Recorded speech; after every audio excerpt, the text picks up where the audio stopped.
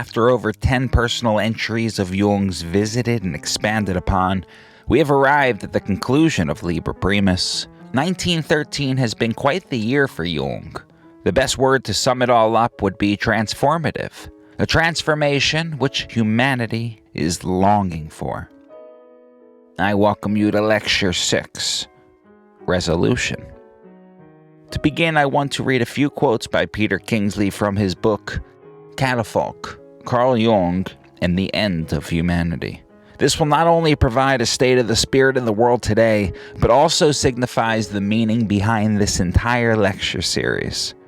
Kingsley remarks, "The flight crew started their usual announcement over the speaker system as we were preparing for our descent. Everything was just as normal except that, this time, it was totally different. Although the woman's voice churned out the standard statements she had made hundreds of times before, there was something in her tone that sank straight into my being. And I realized when a culture forces a human to act so automatically, talk so robotically, the humanity inside the person is so lost. Lost first in that individual, then in the world. Everything can seem to go on working and functioning for a while, but our role in existence has been hollowed out. Our human purpose on this planet turned completely upside down. There are divine laws we are no longer aware of that are non-negotiable because they are there for a reason. And when certain violations progress from accidental to repeated to deliberate, there are consequences from which there is no coming back. Humanity isn't something we have a right to. It's the finest possible commodity that has to be cultivated, treasured, protected. Otherwise, it just slips away through our fingers, and before we know what happened, it's gone. The haunting question is who is left to know it, because it needs humanity to tell the difference between humanity and the lack of it.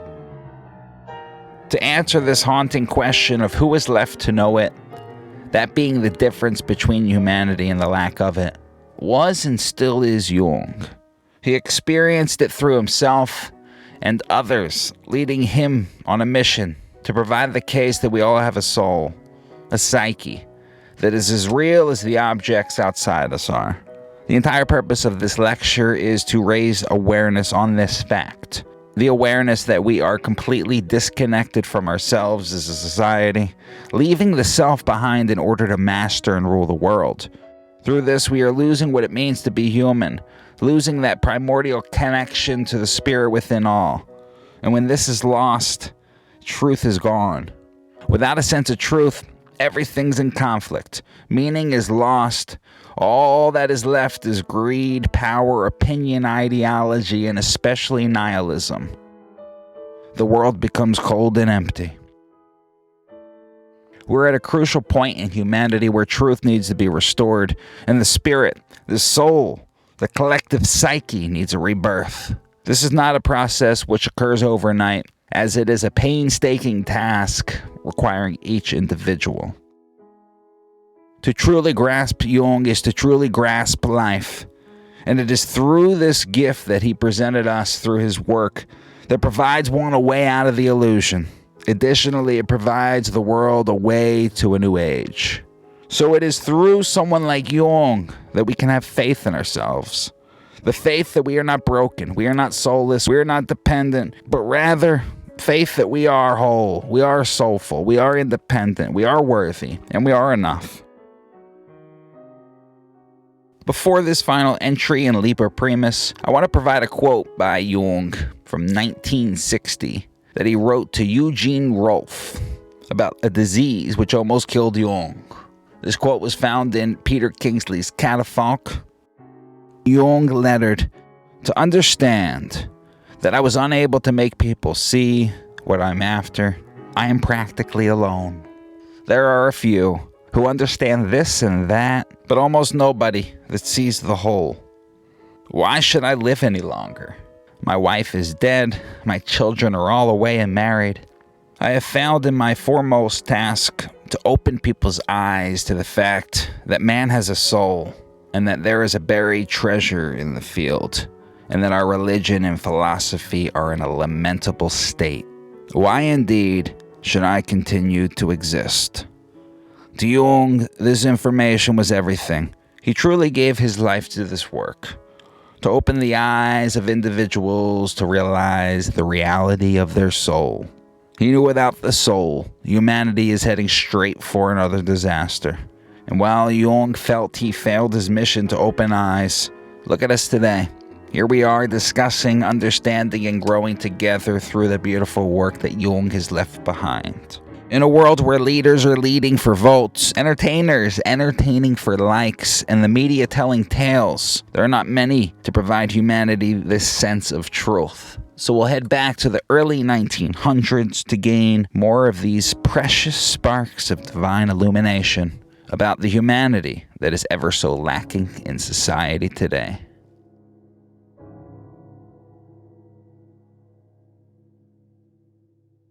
Resolution. December 25th, 1913. It's Christmas Day, and Jung is about to provide yet another shocking act of imagination. While this lecture contains one entry, it is our longest yet. Before we go red, of course we must begin black, as more raw emotion can be felt before the entry proceeds in the Red Book. We concluded the last entry with Jung learning that Mary represented the essence of love. Jung begins on Christmas Day. May I perhaps also wish for this. Until now, bitter necessity, even desire it.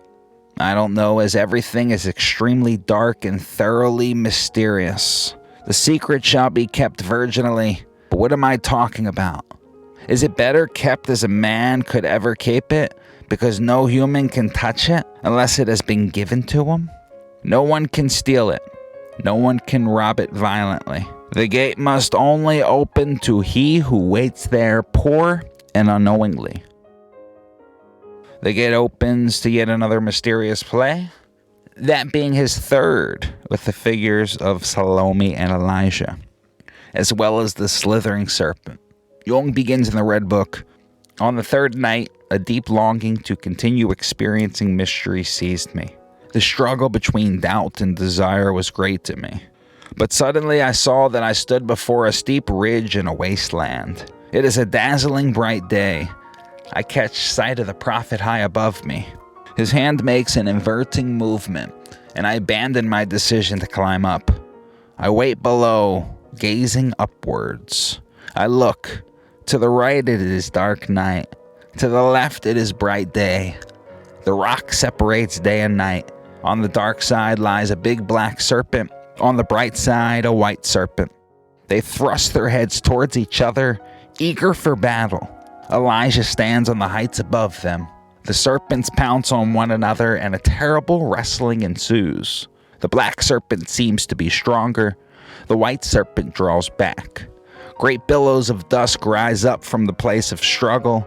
But then I see the black serpent pulls itself back again. The front part of its body has become white. Both serpents curl about themselves, one in light, the other in darkness. Here lies a footnote from a seminar in 1925 where Jung spoke on this episode. A few evenings later, I felt that things should continue, so I tried again to follow the same procedure, but I would not descend. I remained on the surface. Then I realized that I had a conflict in me about going down, but I could not make out what it was. I only felt that two dark principles were fighting each other, the two serpents. On this image of the two serpents curling about themselves, Elijah asks Jung, "What do you see?" Jung responds, "I saw the fight of two formidable serpents. It seemed to me as if the black serpent would overcome the white serpent. But behold, the black one withdrew, and its head and top part of its body had turned white." Elijah asks, "Do you understand that?" Jung, "I have thought it over, but I cannot understand it. Should it mean that the power of the good light should become so great that even the darkness that resists it will become illuminated by it?" Elijah climbs before me into the heights, to a very high summit. I follow. On a peak, we come to some masonry made out of huge blocks. It is a round embankment on the summit. Inside lies a large courthouse, and there is a mighty boulder in the middle, like an altar. The prophet stands on this stone and says, "This is the temple of the sun. This place is a vessel that collects the light of the sun." You see here, Elijah led Jung to the top of the summits, to the height of the earth, where the vessel collects the light of the sun. Not only is this a beautiful symbolism of the ego and self-relationship, but also signifies Jung's comfort in what is up, what is good, what is heavenly, so to say, as opposed to what is down and what is dark, as we have just covered from his seminar in 1925, where he realized his conflict with going down. Now, in reversal, everything in this scene will seem a bit inverted. Elijah climbs down from the stone, his form becomes smaller in descending, and finally becomes dwarf-like, unlike himself. Jung then asks in his bemusement, "Who are you?" What seemed to be Elijah answered, "I am Meme, and I will show you the well springs." The collected light becomes water and flows into many springs from the summit into the valleys of the earth. Jung then adds that Meme dives down into a crevice, and Jung follows. Jung hears the rippling of the springs and hears a voice of the dwarf. "Here are my wells. Whoever drinks from these becomes wise." From the change in this scene, you could see the resistance that Jung has just spoke about, and he has more to add. "I cannot reach down. I lose courage. I leave the cave and doubting, pace back and forth in the squares of the yard.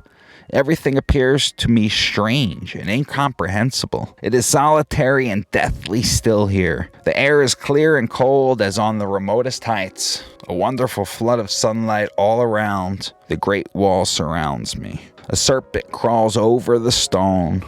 It is the serpent of the prophet. How did it come out of the underworld into the world above? I follow it and how it crawls to the wall.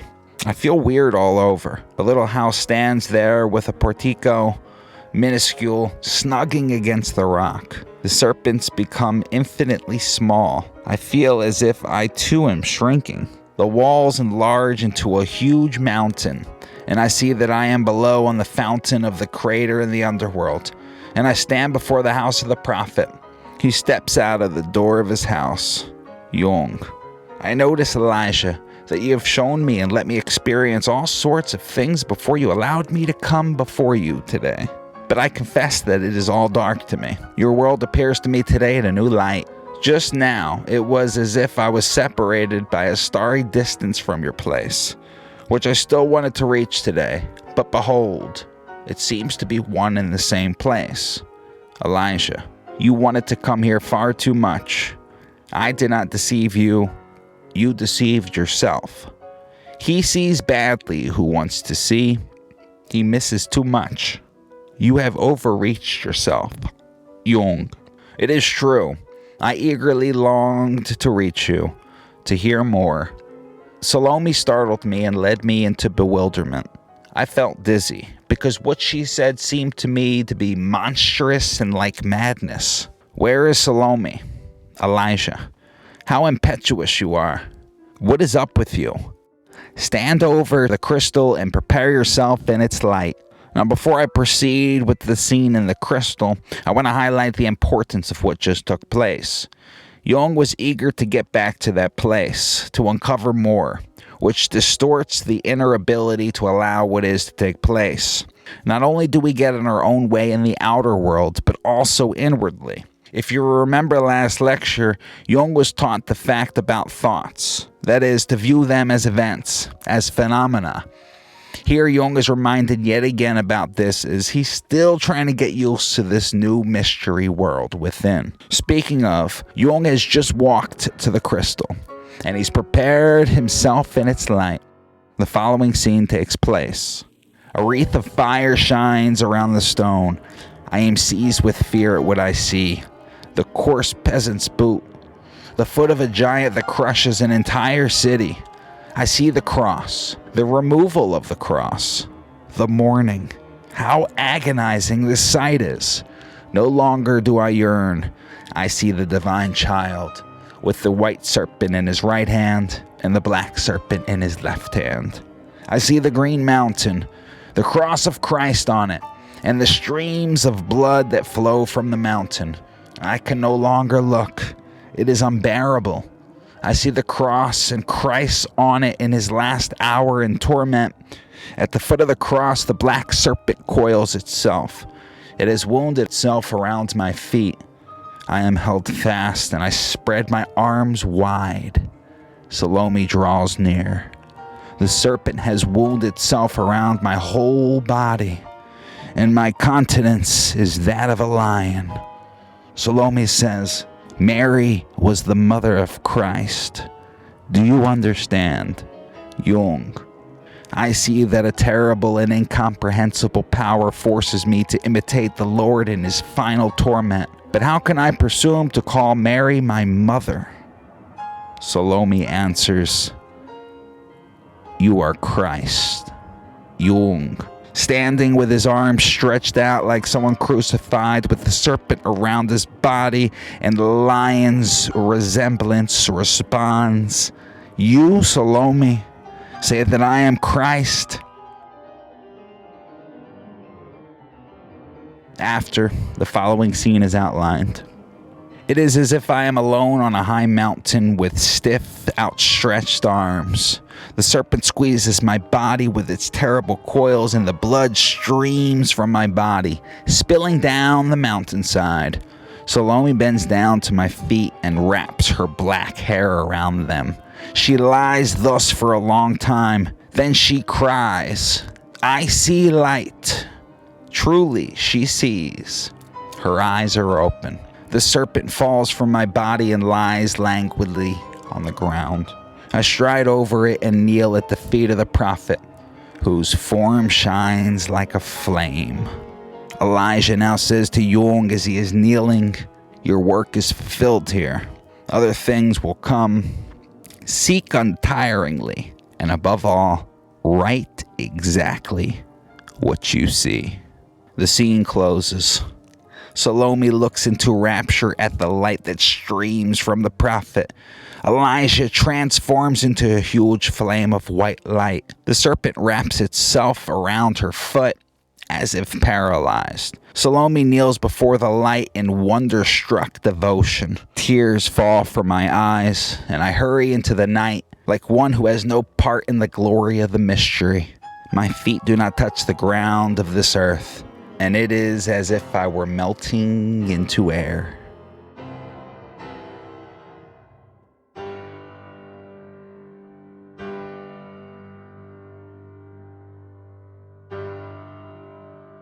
To summarize this scene, there's a footnote from a seminar in 1925 where Jung speaks on what just happened. Salome's approach and her worshipping of me is obviously that side of the interior function which is surrounded by an aura of evil. One is assailed by the fear that perhaps this is madness. This is how madness begins. This is madness. You cannot get conscious of these unconscious facts without giving yourself to them. If you can overcome your fear of the unconscious and you can let yourself go down, then these facts take on a life of their own. You can be gripped by these ideas so much that you really go mad, or nearly so. These images have so much reality that they recommend themselves, and such extraordinary meaning that one is caught. They form part of the ancient mysteries. In fact, it is such fantasies that made the mysteries. One gets a particular feeling from being put through such an initiation. The important part that led up to the deification was the snake's encoiling of me. Salome's performance was deification. The animal's face, which I felt mine transformed into, was the famous Zeus Leontocephalus of the Mithric mysteries. The figure which is represented with a snake encoiled around the man, the snake's head resting on the man's head, and the face of that man, that of a lion. In this deification mystery, you make yourself into the vessel, a vessel of creation in which the opposites reconcile. Here I have to say a few things before we head to a deep second layer. First, wow. What a powerful entry by Jung.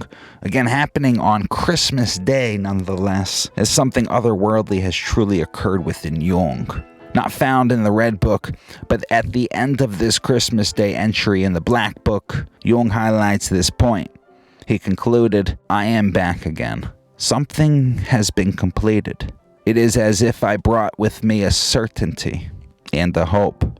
From this moment forward, Jung never looks back. At this point in time in 1913, there was no paper or book on analytical psychology. By 1916, 1917, Jung was beginning to introduce his ideas about the unconscious and his approach to the human psyche. It is amazing to see how in just a few short years prior, just as he began his split with the mechanical Freud, that Jung was having these inner experiences.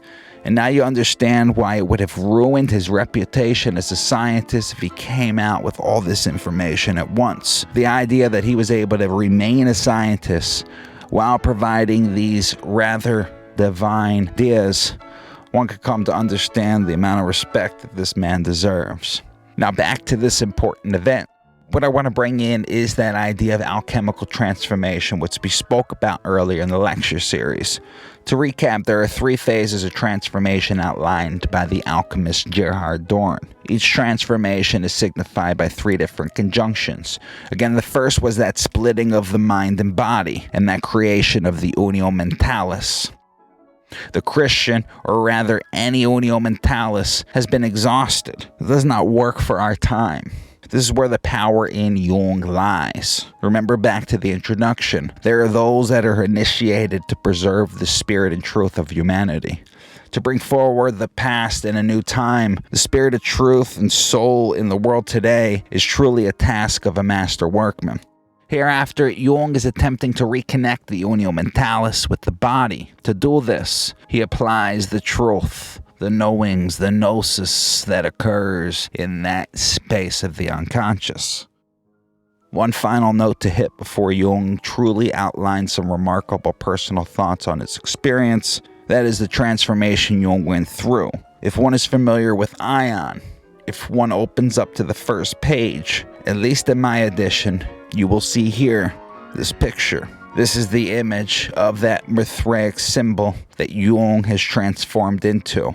And while Ion is a study of the self, it also has a heavy emphasis on this transitioning between ages. Jung, through his inner myth and his intellectual findings, realized he was preparing a new way. You could say a new unio mentalis for the world.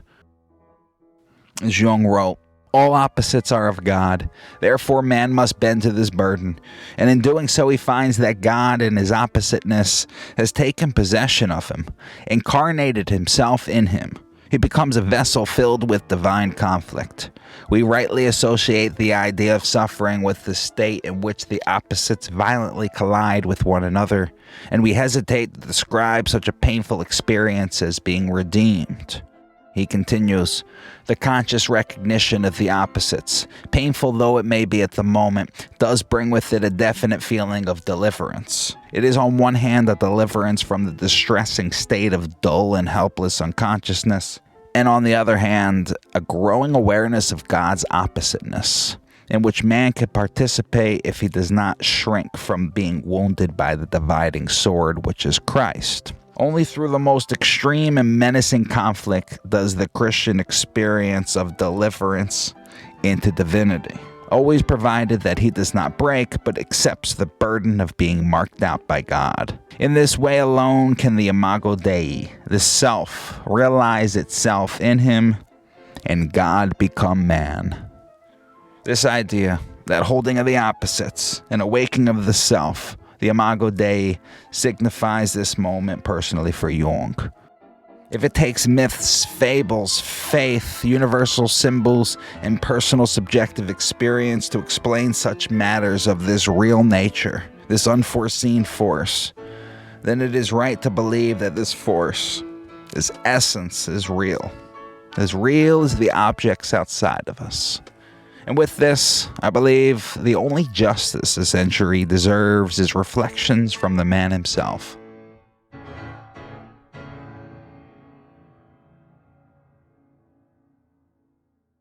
Carl Jung begins the second layer with the primordial psyche's opposites of forethinking and love. My longing led me up to the overbright day, whose light is the opposite to the dark space of forethinking. The opposite principle is, as I think I understand it, heavenly love, the mother. The darkness that surrounds forethinking appears to be due to the fact that love is visible life in action. My pleasure was with forethinking, and it had its merry garden there. Surrounded by darkness and night, I climbed down to my pleasure, but ascended to my love. Here Jung is expanding on the revelation he had about love, again that highest principle of desire. While he was living pleasure, the lower principle, represented as Salome, his ability to see it, sit with it, allow it to animate, and proceed with the mysteries gave Jung this idea of love. He adds after realizing he had to climb down to pleasure, but ascend to love.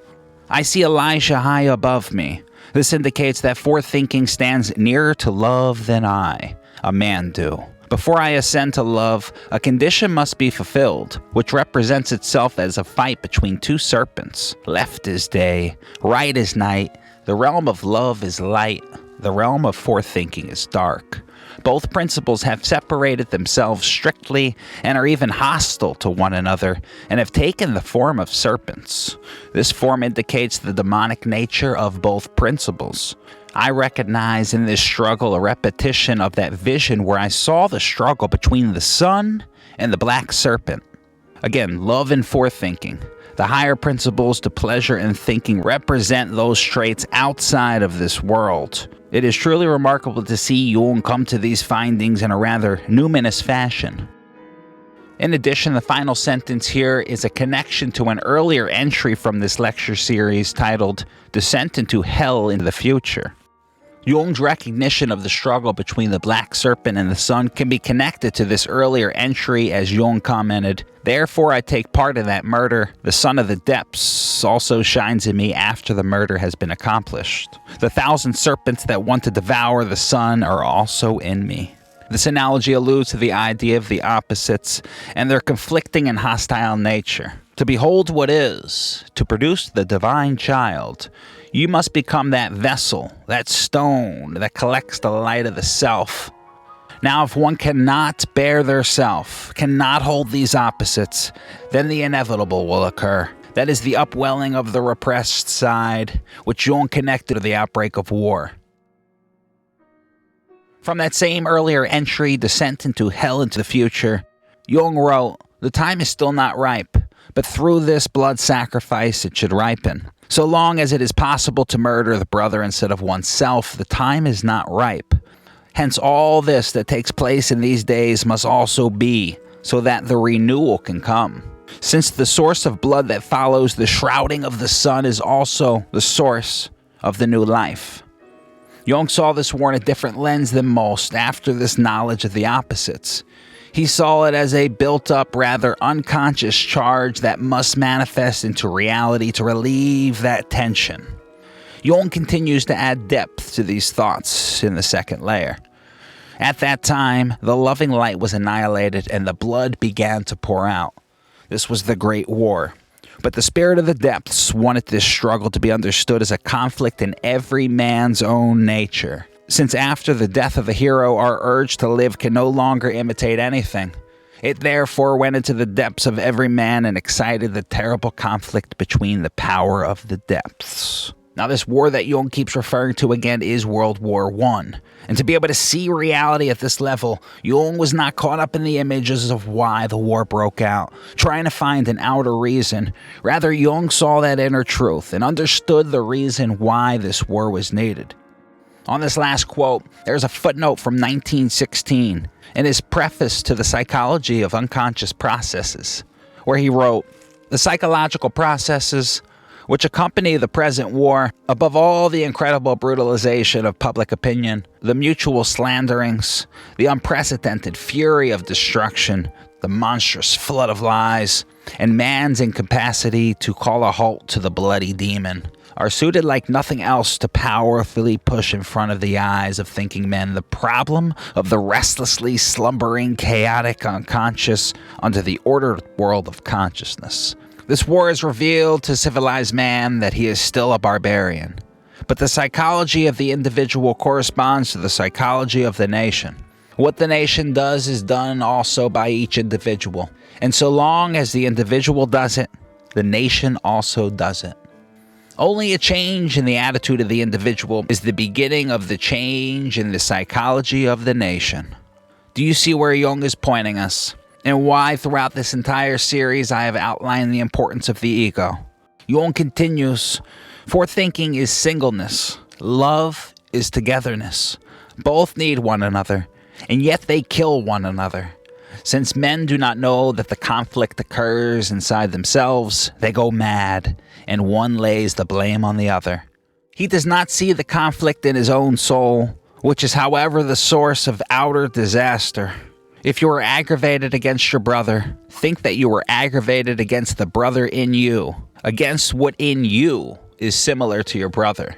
This is a crucial step in any psychological work, especially in the process of individuation and achieving self-knowledge. By catching projections before they are acted out and thus repeated back into your conscious programming, you may begin to reflect on what is occurring, thus limiting that prior programming to act itself out and to understand your own nature by this inner reflection. Now, Jung's going to translate the first part of the entry where he was taken down the cave with Mime, the dwarf, before Elijah warned Jung that he has overreached himself. Jung wrote, "I step to one side and become one-sided. Therefore, my forethinking in the principle of the Heavenly Mother, love, becomes an ugly dwarf who lives in the dark cave like an unborn in the womb. You do not follow him, even if he says to you that you can drink wisdom from his source. But forethinking appears to you there as dwarfish, cleverness, false, and of night, just as the Heavenly Mother appears to me down there as Salome. That which is lacking in the pure principle appears as the serpent. The hero strives after the utmost in the pure principle, and therefore he finally falls for the serpent. If you go to thinking, take your heart with you. If you go to love, take your head with you. Love is empty without thinking, thinking hollow without love." Here Jung is beginning to grasp this psychological idea of wholeness, which will become his future psychology. Continuing, "Whoever is in love is a full and overflowing vessel and awaits the giving. Whoever is in forethinking is deep and hollow and awaits fulfillment. It is a difficult pair to bear, as we know too many leaning one way or the other. Where do you stand?" For Jung, he was on the side of forethinking, which led him to be deep and hollow, awaiting fulfillment. He now adds, "Man is always too much in one or the other.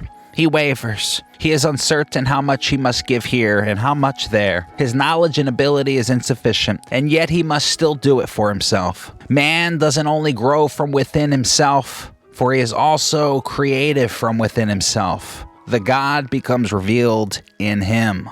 After this, two important footnotes are found referring to the corrected drafts. The first expands on this final quote, "The God becomes revealed in him."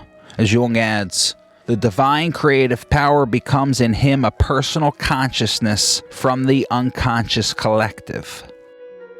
The divine creative power is that spirit of the depths, the essence that is actualized into consciousness. The creative act happens in one and through one, rather than by one. In the same idea as the alchemical imaginations, you do not create it, it creates it. The second footnote is a direct message to the reader by Jung. He is speaking directly to you.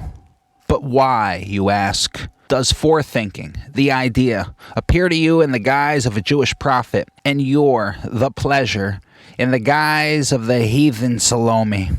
My friend, do not forget that I too am one who thinks and wants in the spirit of this time, and is completely under the spell of the serpent. I am just now through my initiation into the mysteries of the spirit of the depths, about to not entirely discard all the ancientness lacked by those thinking in the spirit of this time, but to readopt it into my being human, to make my life whole. For I have become poor and far removed from God. I must take in the divine and the mundane, since the spirit of the time has nothing else to give me. On the contrary, he took the little that I possessed of real life. But in particular, he made me hasty and greedy, since he is merely the present, and he forced me to hunt down everything present to fill the moment. This is a beautiful footnote that is easy to gloss over. It signifies a few points. First, notice the second cross out, as the your pleasure is shifted to the pleasure, giving it that objective and realness to its nature.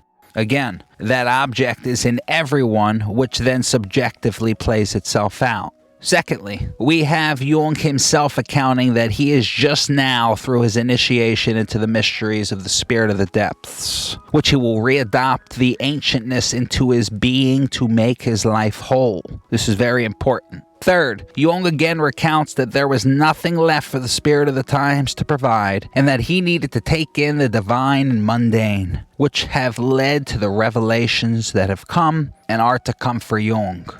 And finally, fourth, speaking on this idea of wholeness, Jung provides a way to see the spirit of the times and the depths in the wholeness of time. The present, according to Jung, is the spirit of the times. The past and the future belong to the depths.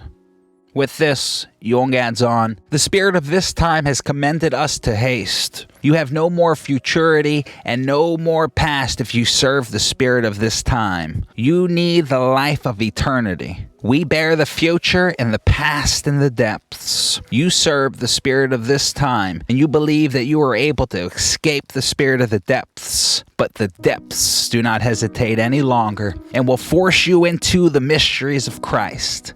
It belongs to this mystery that man is not redeemed through the hero, but becomes a Christ himself. Here Jung is beginning to get into the climax of his visionary experience, where he transformed into the symbol of Christ. It is important to note, as we have previously discussed in the series, he separates that of the mysteries of Christ from the dogma of Christianity, which he will have clever words for shortly. Before this is expanded on, the idea of will is introduced as Jung ping-pongs back and forth. Whoever wants to see, will see badly.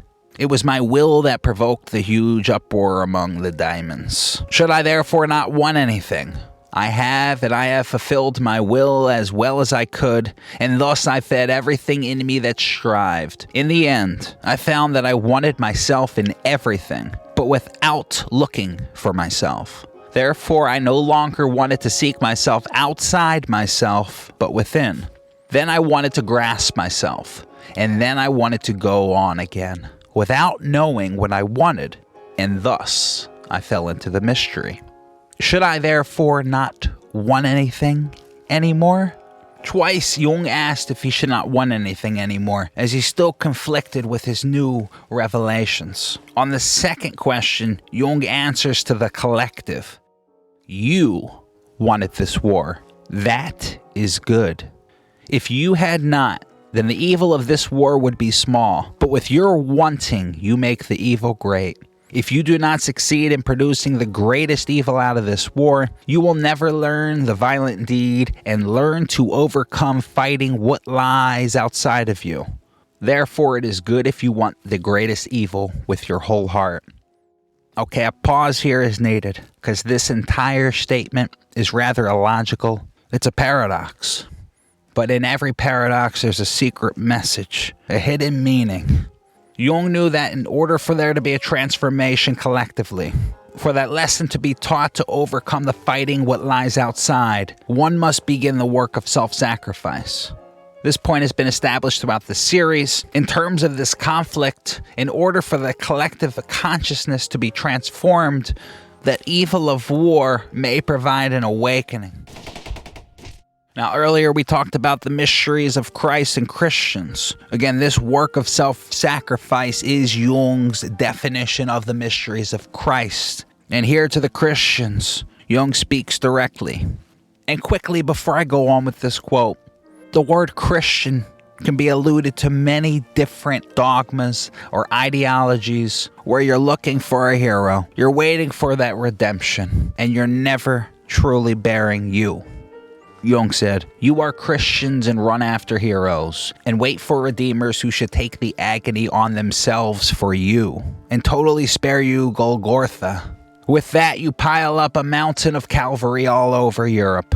If you succeed in making a terrible evil out of this war, and throw innumerable victims into the abyss, this is good, since it makes each of you ready to sacrifice himself. For as you draw close to the accomplishment of Christ's mystery.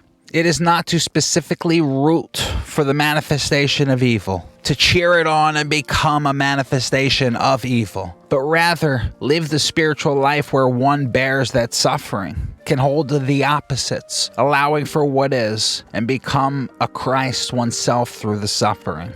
Put yourself in Jung's position. He was unable to stop what was manifesting collectively. He had to sit there with what was occurring, realizing the inner and outers taking place.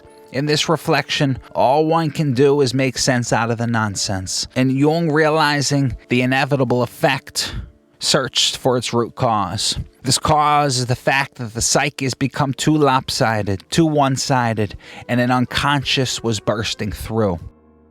You see, when you hold the opposites, this is the path of individuation. This is the entire premise of Jung's Mysterium Connotationes. The lesson is a psychological responsibility, not becoming possessed by inner happenings, but just allowing them to be. Giving them space, so to say, to possibly teach you something, to supply a supreme meaning. Now, this work is easier said than done, yes, but how many more wars are we going to go through?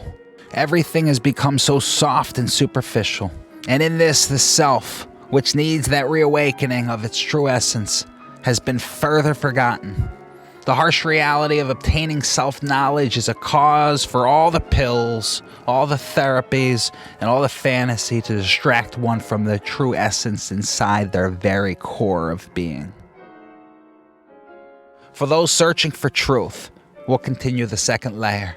Jung is going to give us the meaning of the crystal in his important image, as well as to conclude the past statements about war and self-sacrifice. The symbol of the crystal signifies the unalterable law of events that comes of itself. In this seed you grasp what is to come. I saw something terrible and incomprehensible. I knew to interpret this sign for myself as nothing but the fact that something bloody and dreadful lie before us. How could I interpret this sign otherwise? The way to self-sacrifice began here. They will all become terribly enraptured by those tremendous experiences, and in their blindness will want to understand them as outer events. It is an inner happening. That is the way to perfection of the mystery of Christ, so that the peoples will learn self-sacrifice. May the frightfulness become so great that it can turn men's eyes inward, so that their will no longer seeks the self in others, but in themselves. Jung is claiming that the root cause of all events are inner happenings, again in the unconscious, and without an eye on itself, without a self-sacrifice for your own psyche, humanity will never move forward. And everyone hoping for a new age, you're starting to see what needs to be done before a new can be. This was the utmost importance for Jung. As a footnote after this reads, if this doesn't happen, Christ will not be overcome, and the evil must become even greater. Therefore, my friend, I say this to you so that you can tell your friends, and that the word may spread among the people. Well, unfortunately, the evil may, if it hasn't already, become greater, as humanity is still needing to learn these valuable lessons. In Jung, though, he speaks on this overcoming and what is to come of it. I saw the death of Christ, and I saw his lament. I felt the agony of his dying, of the great dying. I saw the new God, a child, who subdued demons in his hands. The God holds the separate principles in his power. He unites them. The God develops through the union of principles in me. He is their union. If you will one of these principles, so you are in one, but far from your being other. If you will both principles, one and the other, Then you excite the conflict between the principles, since you cannot want both at the same time. From this arises the need. The God appears in it. He takes your conflicting will in his hand, in the hand of a child, whose will is simple and beyond conflict. You cannot learn this. It can only develop in you. You cannot will this. It takes the will from your hand and wills itself. Will yourself. That leads to the way. The inward wholeness of holding the opposites allows for the overcoming to occur and something new to be born. This is the way, according to Jung, of individuation. After this, a lengthy footnote follows from the corrected drafts. I believe it provides even more depth to the subject, so I will read it verbatim without any personal opinion. The God holds love in his right, forethinking in his left. Love is on the favorable side, forethinking on the unfavorable. This should recommend love to you, insofar as you are part of this world, and especially if you are a thinker. God develops through the uniting of both principles in you. You do not become God through this, or become divine, but God becomes human. He becomes apparent in you and through you as a child. You overcome him not by setting him aside, obeying the spirit of the time. The spirit of the time sways between yes and no like a drunkard, since he is the uncertainty of the present general consciousness. You can only overcome the old God through becoming him yourself, as one who seeks himself and no longer imitates heroes. You free yourself when you free yourself from the old God and his model. When you have become the model, then you no longer need his. Love and forethinking existed from eternity, but they were not willed. Everyone always wills the spirit of the time, which think and desires. He who wills the spirit of the depths wills love and forethinking. If you do this, the God is born and seizes possession of the will of men and holds his will in his child's hand. Love and forethinking are in the world of the beyond, so long as you don't will them and your willing keeps them separate. If you will both, the struggle breaks out in you between willing love and willing forethinking, recognition. You will see that you can't will both at the same time. In this, the God will be born, and he will take the divided will in his hands, in the hands of a child whose will is simple and beyond being split.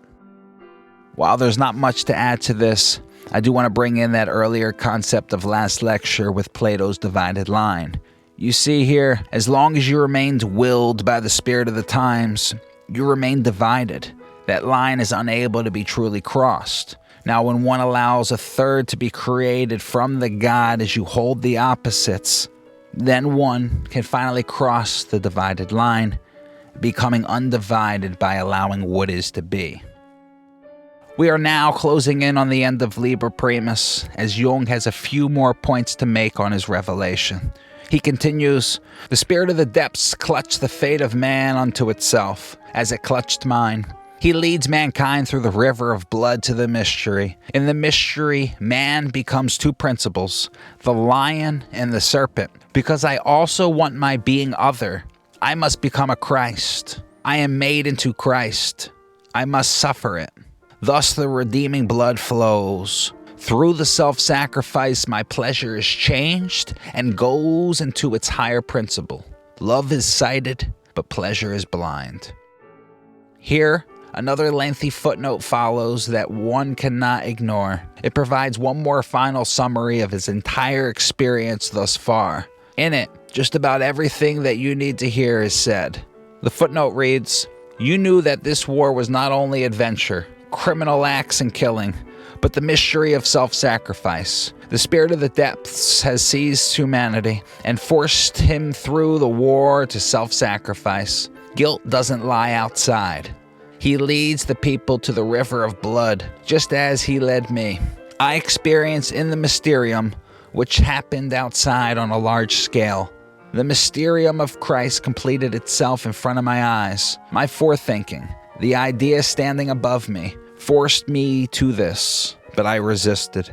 I wanted to rise up against the mysterious will to self-sacrifice. So I was like a lion encircled by the serpent, an image of fate eternally renewing itself. Salome came from the right. the favorable side. I experience that my pleasure comes to me when I accomplish the self-sacrifice. I hear that Maria is also my mother, since love has also borne Christ. Love brings the self-sacrificer and the self-sacrifice. Love is also the mother of my self-sacrifice. In that I hear and accept this. I accept that I become Christ, since I recognize that love makes me into Christ. But I still doubt, since it is nearly impossible for the thinker to differentiate himself from his thought and accept that what happens in his thought is also something outside of him. Salome, my pleasure, said to me that I am Christ, because love, which is higher than pleasure, which however is still in me hidden in pleasure, has led me to self-sacrifice and made me into Christ.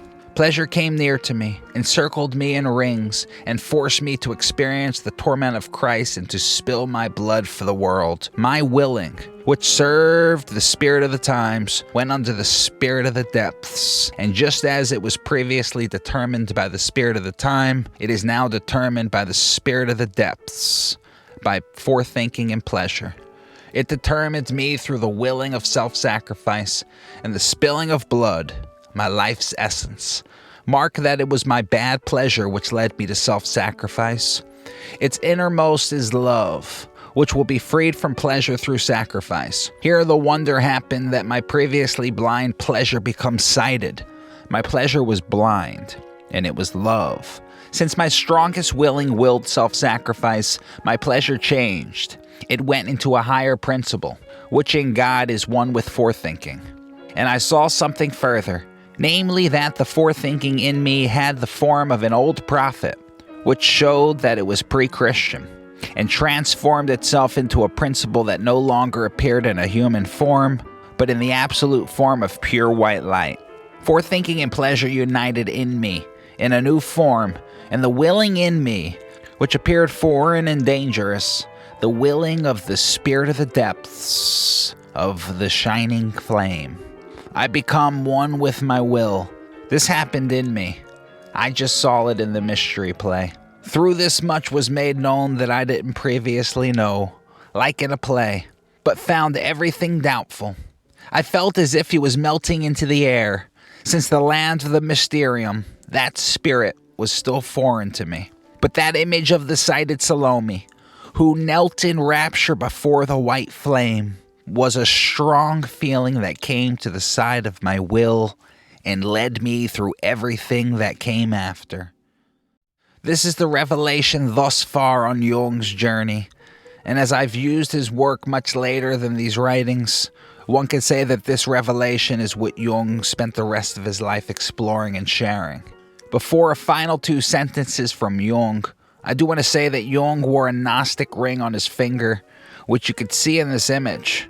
The ring had a serpent on the front, which is visible, but underneath is that of a lion. Jung truly bore his self. Jung concludes, "The mystery showed me in images what I should afterward live. I did not possess any of these boons that the mystery showed me, for I still had to earn all of them." Here we are left with a bit of a cliffhanger of what else is to come. But with that, a lot has happened. And we have one more lecture left. Lecture 7, Conclusion, which I will attempt to bring everything back together. Until then, truly think about what has just transpired in Jung, and what Jung truly signifies for humanity in reference to our introduction. Was he truly in line with the spirit of the prophets like Isaiah and Christ, speaking truths from the depths for humanity to hear? Do you have the boons within you that are awaiting your focus and attention? Or is it all just some kind of wishful psychological thinking in the spirit of the time?